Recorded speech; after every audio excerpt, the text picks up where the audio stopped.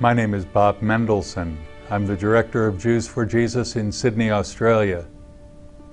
I was born and raised in Kansas City, the third of 3 children.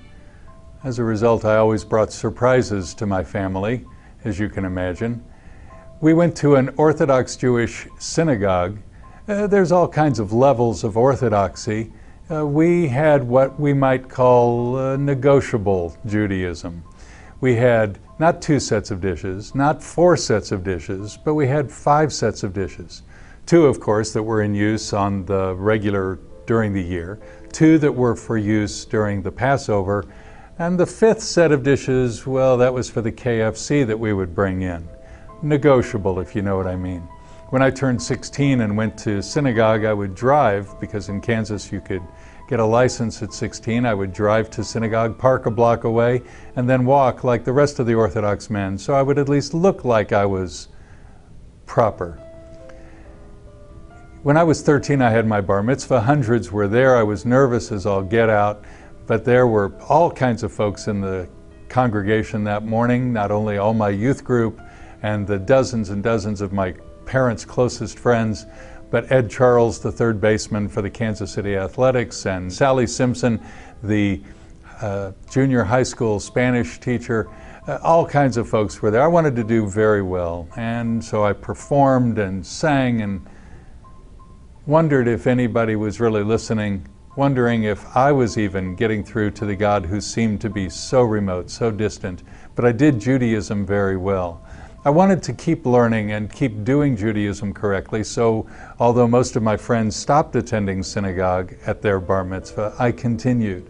I went 3-4 times a week, and I wanted to do Judaism correctly. When I was 16, I went to a sleepaway camp in Wild Rose, Wisconsin. It wasn't that wild, but there for 2 weeks I was with all kinds of other Jewish folk from the Midwest, and a fella from New York City.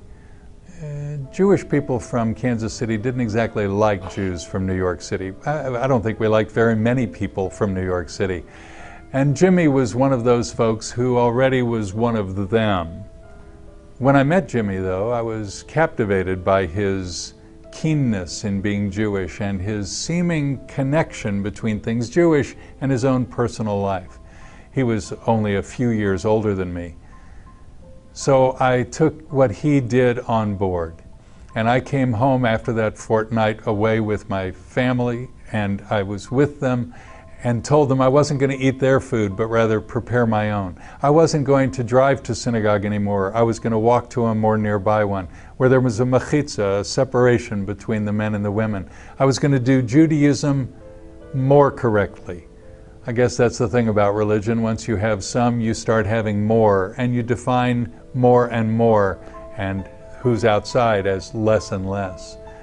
Well, there I was trying to do my Judaism correctly, and even learned with rabbis, and continued to press on in this Jewish life. It was significant to me. I graduated high school, I sang in the choirs. Everything about my life, though, was Jewish. I had Gentile friends, a few here and there, but I basketballed with and tennised with Jewish friends. I had a chess club I went with. Everybody I knew was Jewish. We hung out with one another. Well, at 17, I graduated high school in Kansas City and went to Washington University in St. Louis to be a doctor, like most of my friends. And that was counterculture time. So in 1969, I started taking on board all kinds of things, including the hippie lifestyle of drugs, sex, and rock and roll. That's what you did to non-conform together. We all looked the same, dressed alike. We did all that stuff because we were non-conformists. And what we wanted was to find meaning and relevance. All the while I was doing that, my hippie commitments, I was also committed to university and trying to learn, and my educational commitments were full on as well. At the same time, I maintained my Jewish commitments and even rallied others from Cincinnati and from New York to join me in my dormitory room to pray the prayers and be devoted to the Jewish religion. I continued learning, now with Rabbi Poland, at Tiferes Israel Hever Kadisha, the synagogue, the Orthodox synagogue in the Del Mar Loop in St. Louis's University City. I traded out, because you don't get those for free, I traded guitar lessons for his son so that I could learn with the rabbi. All the while, I kept trying to put my head together, as we called it. I wasn't really happy. University gave me less pleasure.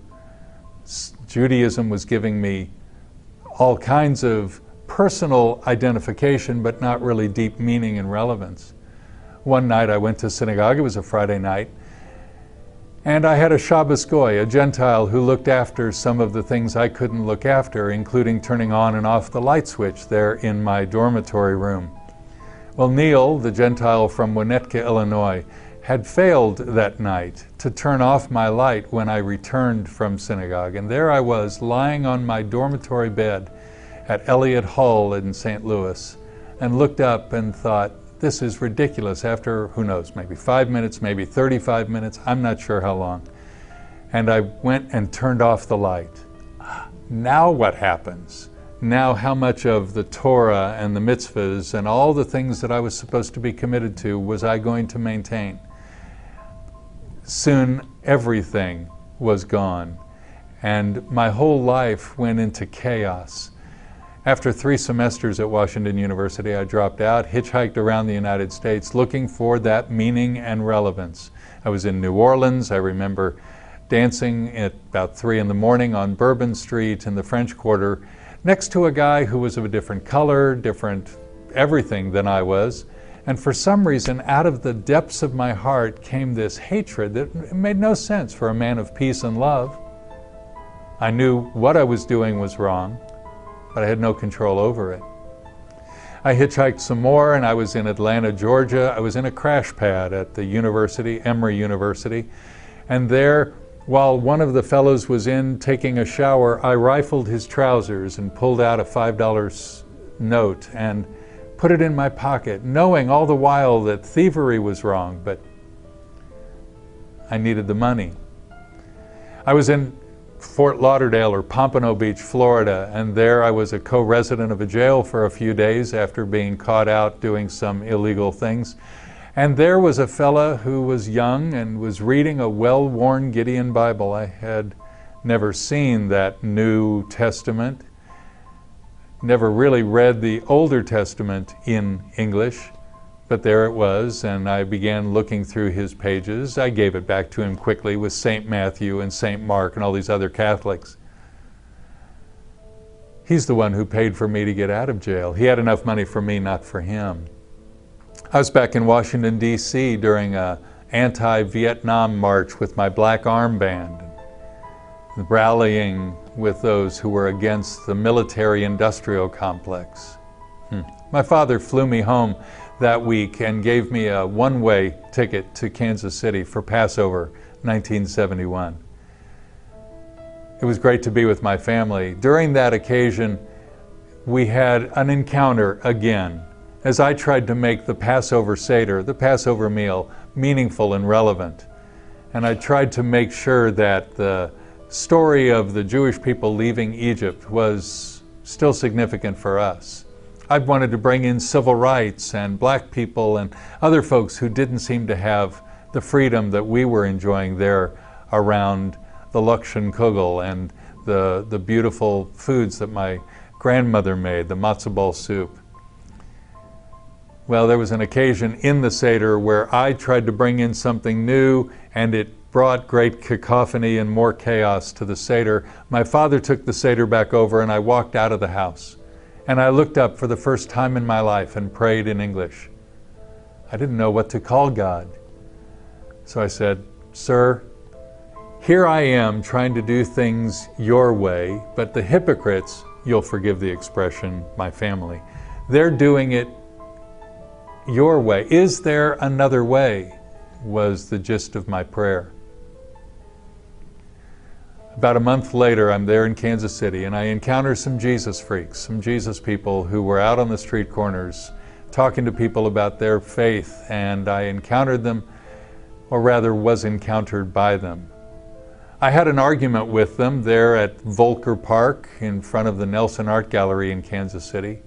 They lost the Bible battle. I knew my stuff. I'd been raised Orthodox and they'd been believers in Jesus all of 3 months. But they gave me a Bible and I went back where I was staying and I began reading the pages of the Catholic side, St. Mark and St. John. And I saw in there nothing Catholic at all, but something extremely Jewish and very compelling, a man of meaning and relevance and peace and love. And I wanted that desperately, but I didn't want Jesus.